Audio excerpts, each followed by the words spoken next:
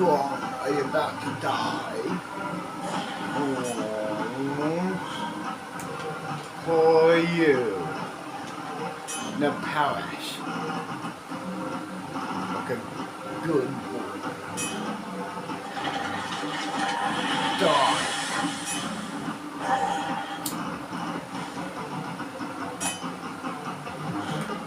And my blind.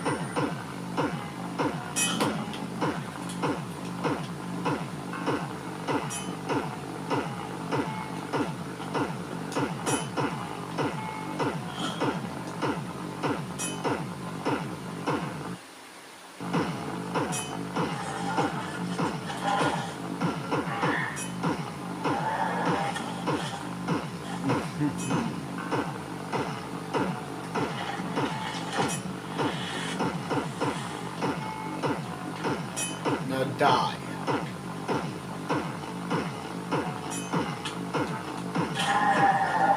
Yeah, that's right. Die. I do admit you are strong. Don't get me wrong. You're not strong enough to defeat me. After all, I can't die.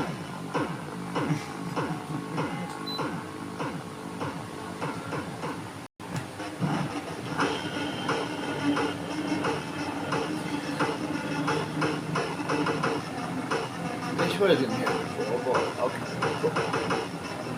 Go now to the base.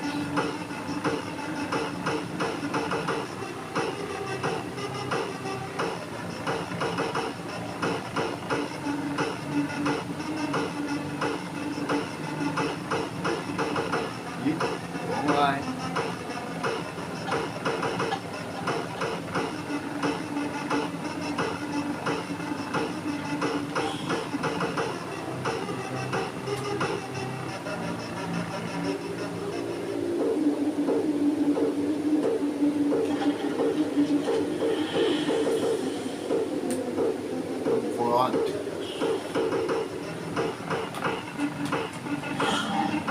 Easy.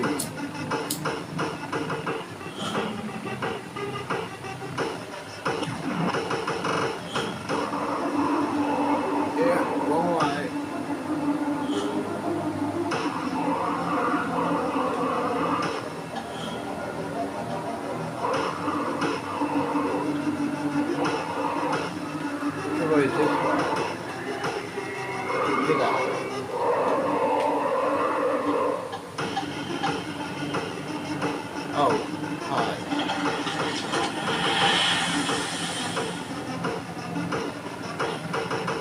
Now die.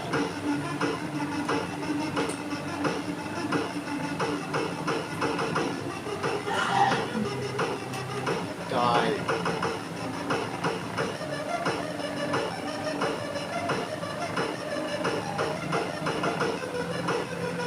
Yeah.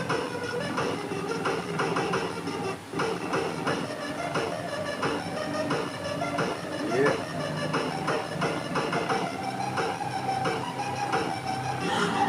Die.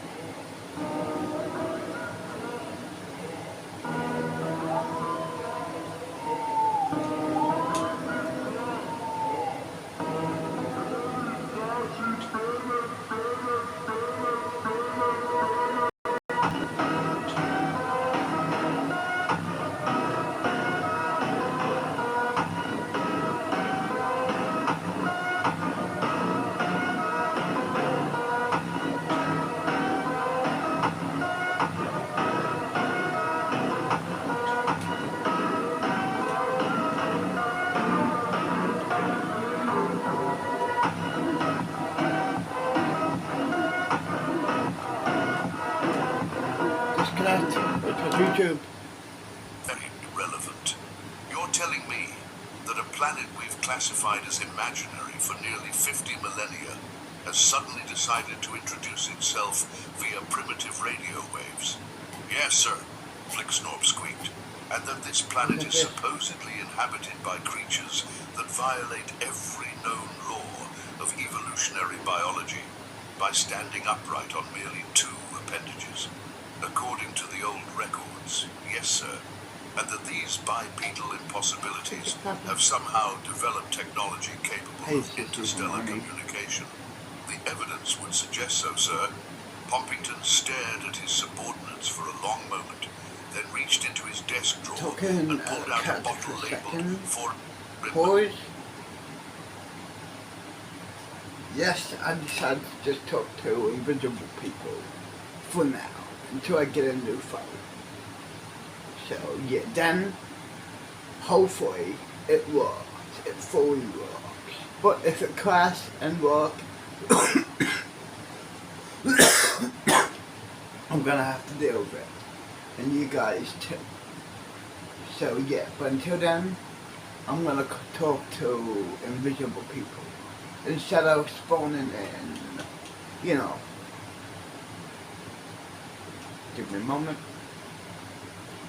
Not you.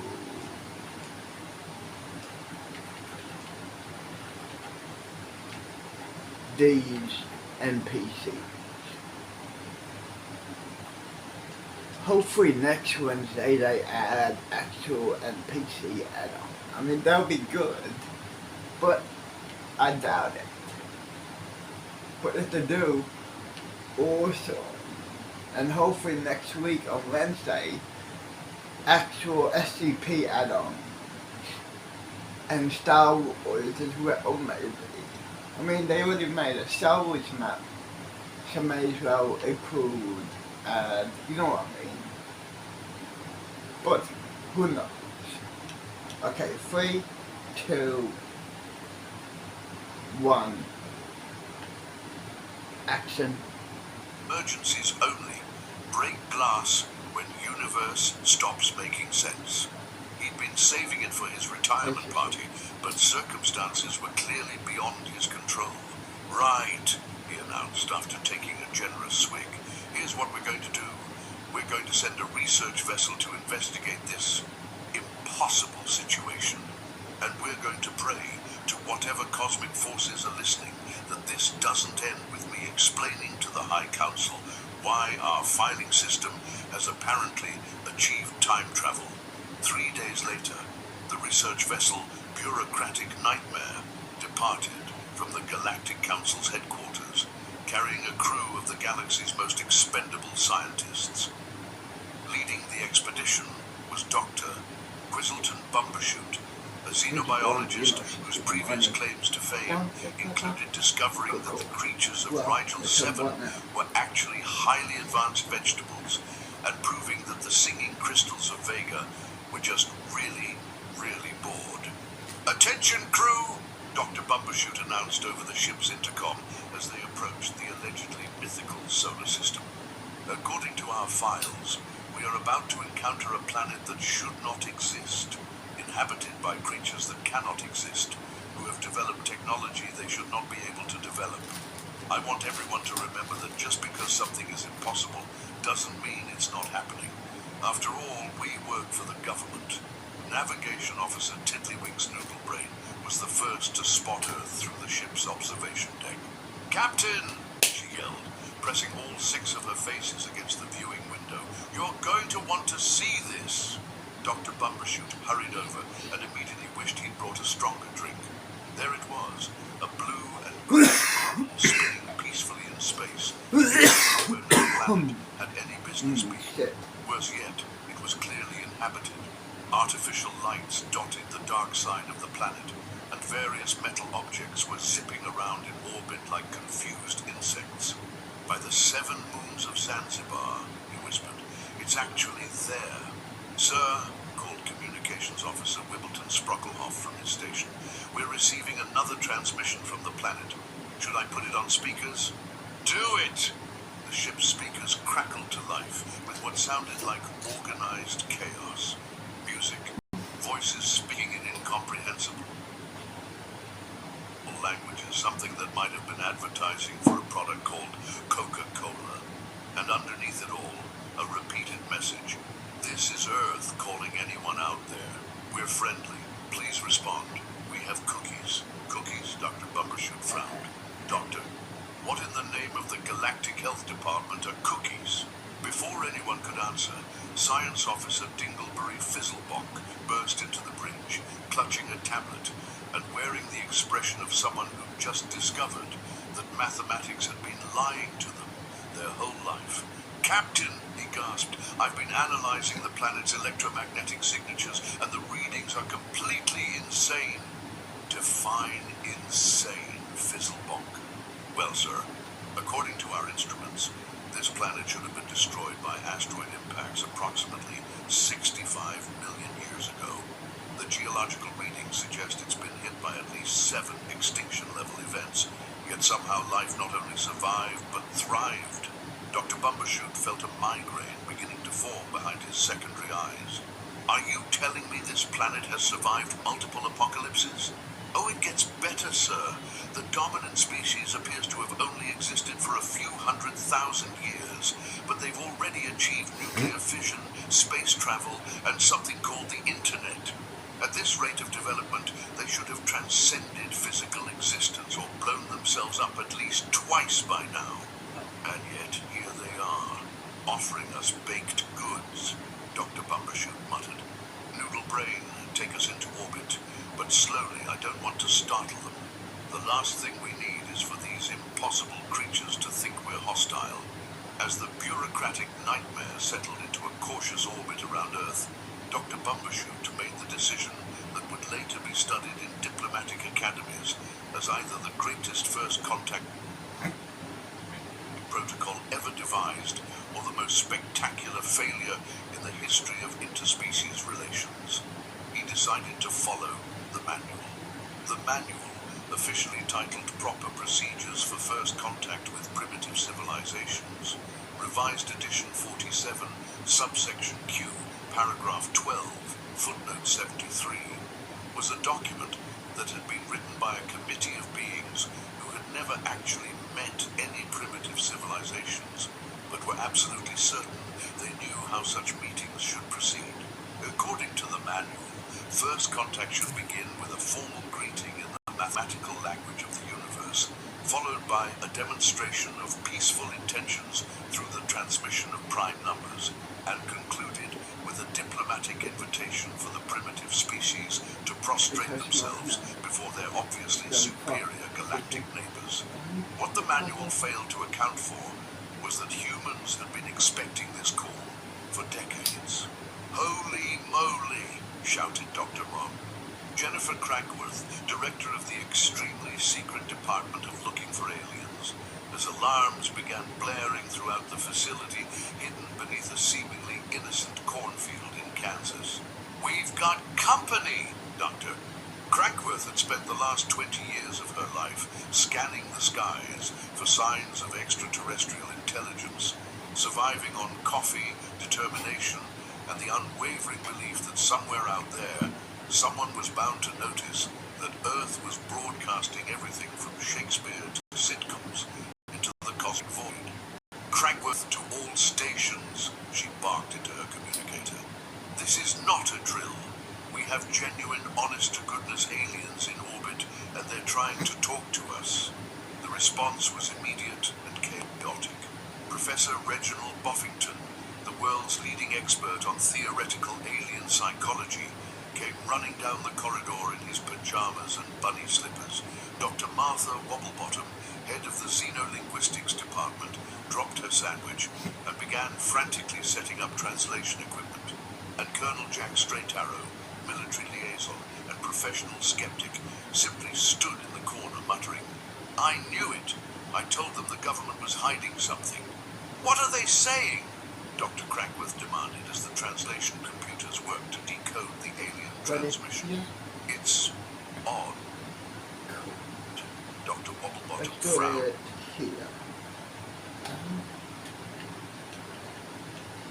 Well, I'll see you in 5 years.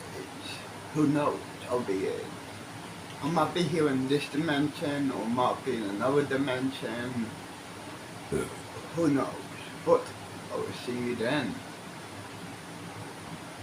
Took another character for a second. Essentially, I haven't got much to choice on which dimension I want on the console. Let me show you what I mean by that. As you can already tell, it's Xbox, and the only way for you to get, maps or whatever you want is to buy it.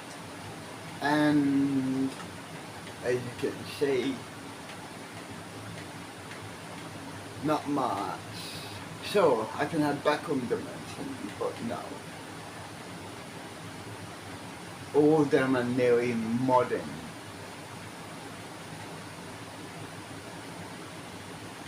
Well, there's only a couple of them medieval. I should all fucking buy different, but it is what it is.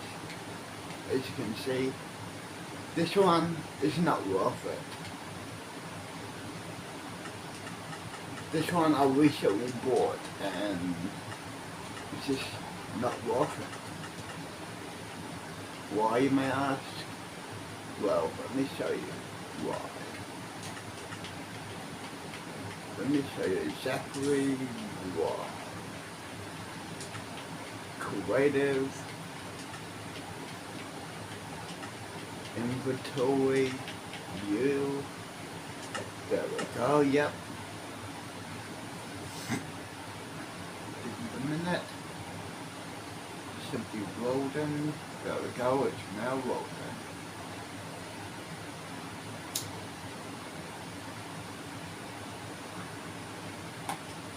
But anyway, most likely I'll be choosing another modern well, aka a modern dimension. So yeah. Until I get a new phone, I can't choose, I have to got what I have, and that's that. Shit. Some bullshit. They're happy. Good. I thought it would be all over the world, this world, but as you can see, it's only this area here, and not the rest of the world. The rest is just normal vanilla world. No structures out here besides on this island here. I mean, come on. Let's be honest, it's not worth it for me. Sure, it might be for some people, but me, no. I was hoping it would be like better bedrock edition. You know what I mean? Those type of maps where you find different structures outside, over here, and that way as well, but no. It's only here. And that's all it is. So, Thorn Tree, it's not worth it for me. It might be for some people, but me, not really. I don't know. Oh, okay. Pillages. So yeah, I'll see you when I, find a map, upload the videos and play Roblox off camera. Yes, I do play Roblox. I play Area 51. You know that game? Yeah. Well, I wait for it to upload. Normally I will build, but since I don't have the fucking phone, until I get a new phone, I can't build on my well. So instead I play Roblox. So I will see you when I upload this video and when I finish, modding. So yeah, I'll see you then.